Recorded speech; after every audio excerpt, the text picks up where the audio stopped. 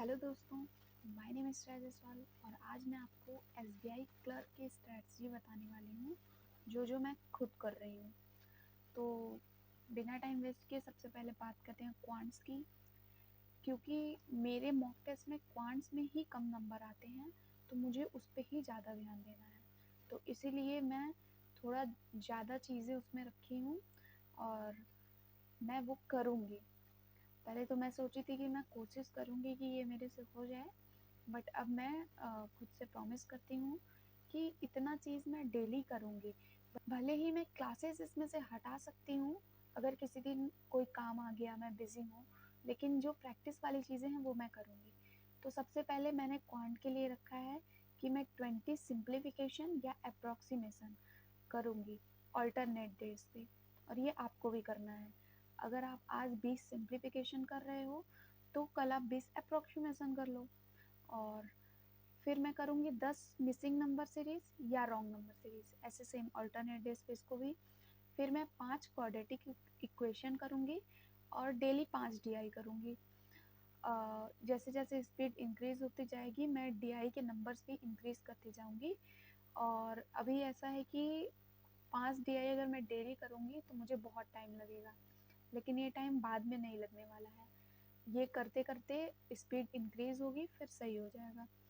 तो इतनी चीज़ें तो हमें प्रैक्टिस में करनी है।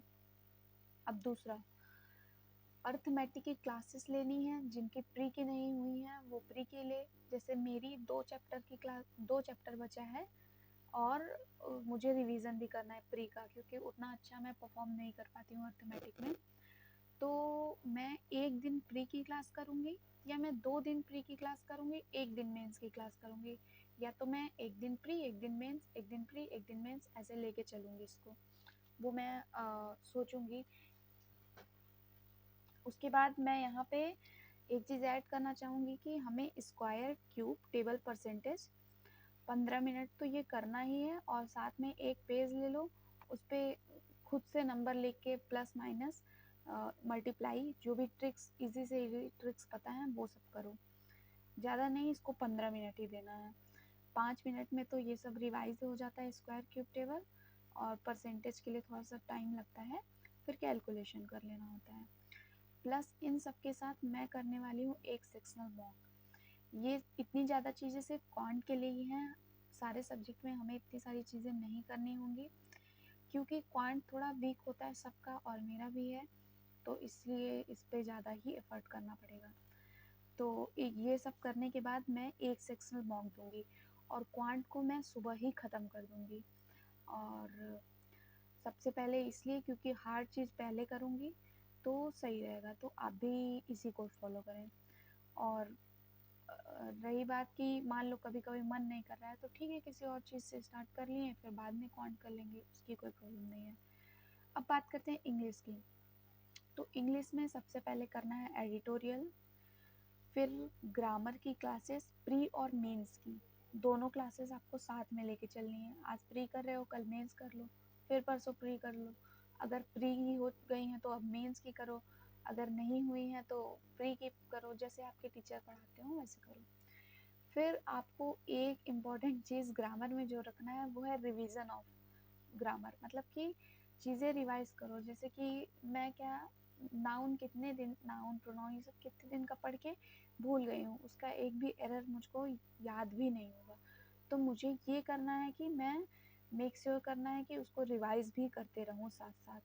और इसमें ज़्यादा से ज़्यादा 1 घंटे तो क्लासेस में जाएंगे, 1 घंटा एडिटोरियल में जाएगा, 2 घंटा, और फिर 2.5 आवर लग जाएगा इंग्लिश में।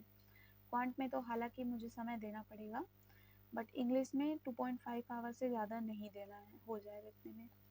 अब बात करते हैं रीजनिंग की। रीजनिंग में मैं 10 पजल करूँगी प्री का, और मेंस का प्रैक्टिस करूँगी। मेंस का मतलब सिलेबस तो मेरा हो ही गया है रीजनिंग में, तो मैं पजल करूँगी प्रैक्टिस और मेंस का प्रैक्टिस करूँगी। मेंस में मैं मिसलेनियस या पजल कुछ भी कर लूँगी अपने हिसाब से। और ये मैं ऑल्टरनेट डेज पे करने वाली हूँ, क्योंकि ऑलरेडी मैंने क्वांट के लिए इतना कुछ रखा है, इंग्लिश के लिए भी थोड़ा बहुत कुछ रखा है, तो मुझे रीजनिंग में कम ही करना पड़ेगा। और वो चीज़ें मैं मॉक टेस्ट में मैनेज कर लूँगी, क्योंकि आज मैंने मॉक दिया था तो रीजनिंग में काफ़ी ठीक था मेरा, मतलब पूरा ही हो गया था। तो फिर इसमें मुझे ज़्यादा मेहनत करने की ज़रूरत नहीं है, इसका मेहनत वाला पार्ट मैं क्वांट को देती हूँ। तो ये हो जाएगा अल्टरनेट डेज पे। फिर करंट अफेयर की बात करते हैं। करंट अफेयर में मुझे डेली क्लासेस लेनी है और इसका रिवीजन करना है, बस इतना ही। मैं क्लास लूँगी, रिवीजन करूँगी, हालांकि क्विज़ वगैरह मुझे लगानी चाहिए, लेकिन जब प्री ही नहीं होगा तो मैं क्या करूँगी, मेंस कैसे करूँ। मतलब कि प्री हो ही नहीं रहा है, तो मुझे अभी प्री पे बहुत अच्छे से फोकस करना है और एसबीआई या आईबीपीएस क्लर्क मुझे निकालना है और मैं निकालूंगी। अब बात करते हैं मॉक टेस्ट की। एक ऊपर सेक्शनल मॉक हमें क्वांट का देना ही है, वो बात हो गई है। अब एक फुल मॉक दूंगी आईबीपीएस क्लर्क का, एक फुल मॉक दूंगी एसबीआई क्लर्क का और उसका एनालिसिस करूंगी। अच्छा खासा टाइम इन सब में लगने वाला है, तो आप इसे अपने हिसाब से एडजस्ट कर लेना। और ये जो मैंने लिखा हुआ है इसका फ़ोटो मैं टेलीग्राम पे आपको शेयर कर दूँगी। तो सी यू, बाय बाय।